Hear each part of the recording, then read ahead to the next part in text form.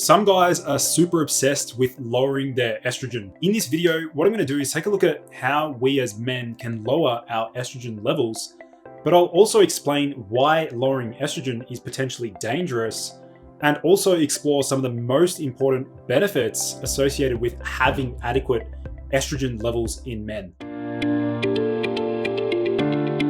So for those of you who are brand new to my channel, my name is Lucas, the founder of Ergogenic Health. And my mission is to bring you the most cutting edge health information that you'll struggle to find on Google. So please be sure to like this video and hit subscribe down below to stay up to date with the latest and greatest health research. So what is estrogen? Well, estrogen is a pleiotropic sex hormone that provides numerous health benefits, which include bone and mineral metabolism, cardiac and vascular function, cognition, memory, mood, and neuroprotection. Now, pretty much all men produce estrogen. There is a very rare genetic deficiency where some men are unable to actually produce the aromatase enzyme. So to put it very simply, testosterone, which is produced by the testes, is released into the bloodstream, but there's also an enzyme known as the aromatase enzyme, which converts testosterone into estradiol, which is the main form of estrogen in the human body. Now, this conversion process is completely normal. However, some men appear to have, very high levels of aromatase activity, possibly due to excess body fat, which body fat can drive up the aromatase enzyme, and so can cortisol or stress that can also increase aromatase. There are many other factors that can increase aromatase. I won't get into that in too much detail yet, but what I want to do in this video is provide a list of foods and supplements and also drugs that are known to lower estrogen. So why is estrogen so important in men? Estrogen is incredibly important for male reproductive function and specifically for erection quality. The penile vasculature and urothelium is actually lined with numerous amounts of estrogen receptors, and it actually is involved in modulating the effects of testosterone on erection quality. So what men find if they have too low estrogen is that their erection quality is impaired. So I'll get to that in more detail towards the end of this video. In addition, estrogen receptors play a role in the brain and have effects on particular estrogen receptors that can affect male sexual functioning. For example, in some male rat studies, they've actually administered pure estradiol cream to these male rats, and that by itself has elicited an aphrodisiac or a libido stimulating effect.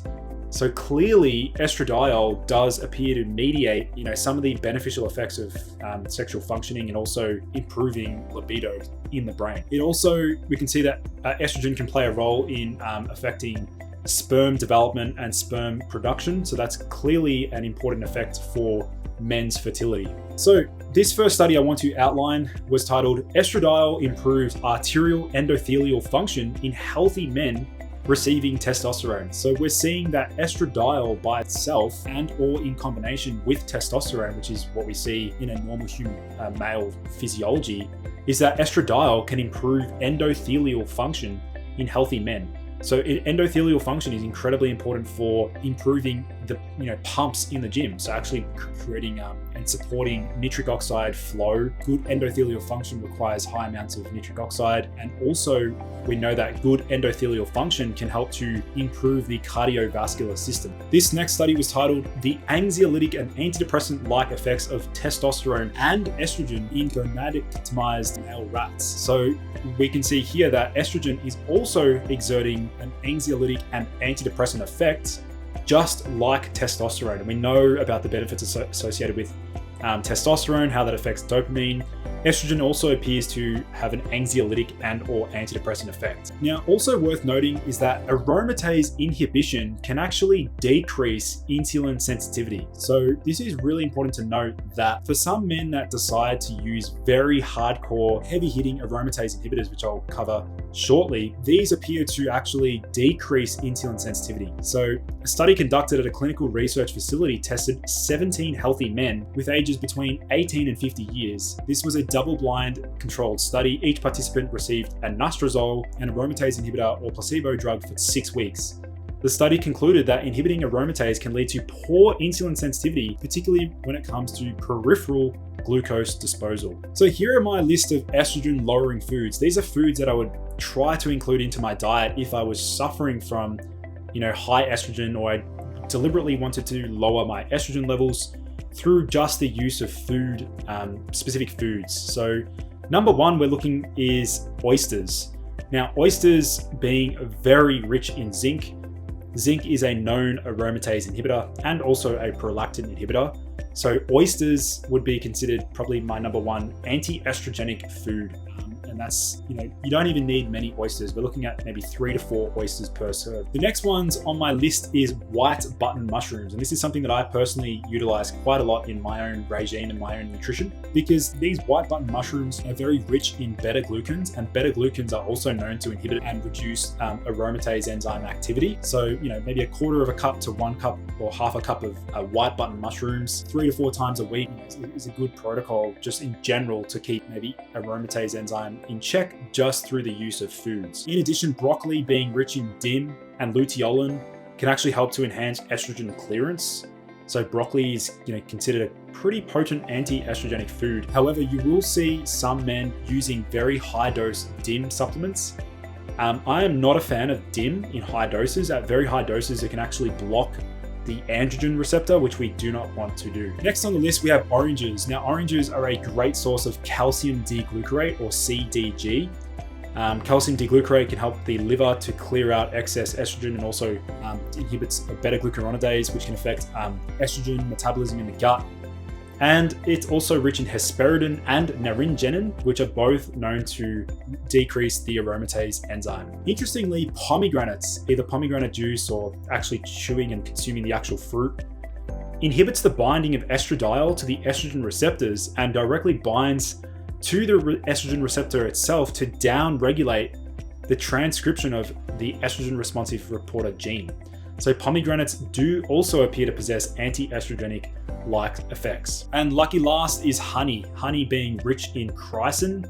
You'll see many supplements listing chrysin as an ingredient to lower aromatase. Whether or not it actually does do this in supplemental form or through oral intake is debatable. That's why some companies are using chrysin topically or some other delivery mechanisms.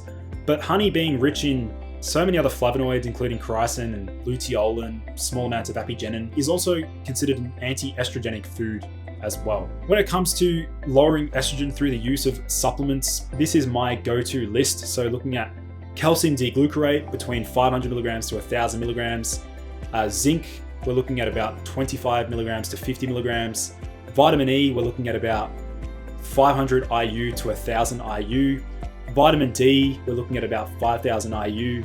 Vitamin K2 as MK7, we're looking at about 200 micrograms. Stinging nettle root, we're looking at about 500 milligrams to 1,000 milligrams. Brassioopsis glomeruluta extract is a new one. I don't have a recommended dosage on this particular one yet, but this is known to possess very potent anti-estrogenic effects. And hesperidin, so we're looking at about 100 milligrams there. So, these supplements are considered anti-estrogenic, or they lower estrogen load on the body.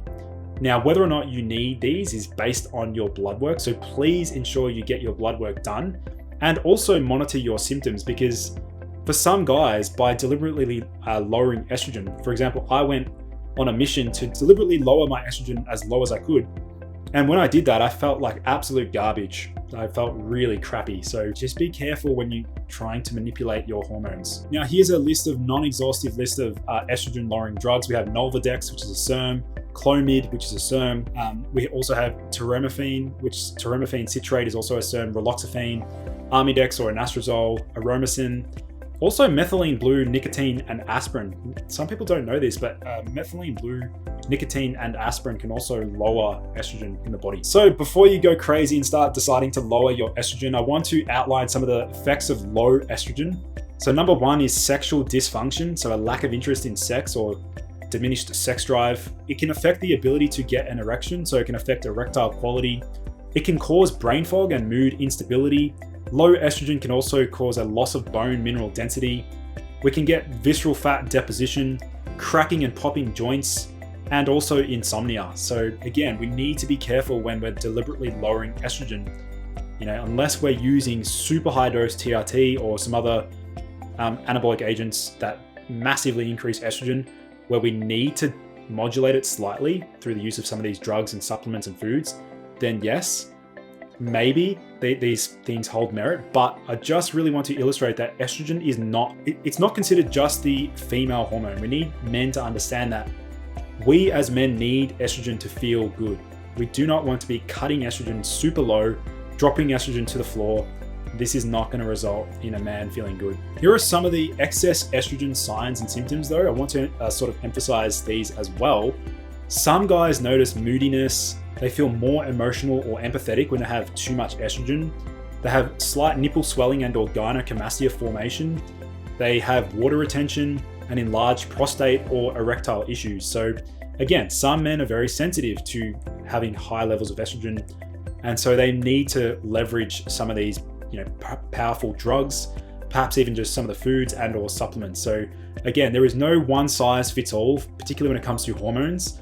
So make sure you do get your hormones checked and also monitor your symptoms. How do you respond when you take supplements and drugs or foods that deliberately lower estrogen? Do you feel better or do you feel worse? It comes back to how you subjectively feel, and also keeping an eye on your biomarkers and your lab test results as well. So thank you for tuning in. Hopefully you learned something new. If you did, please do me a favor and like the video, and please do me a favor and also share the video around. Let's try and get this information out there. If you enjoy my content, please be sure to binge, go watch all of my other videos. I've got some heaps of videos on men's hormonal health, dopamine optimization, and plenty more. Thanks everyone for tuning in. I look forward to seeing you in the next video.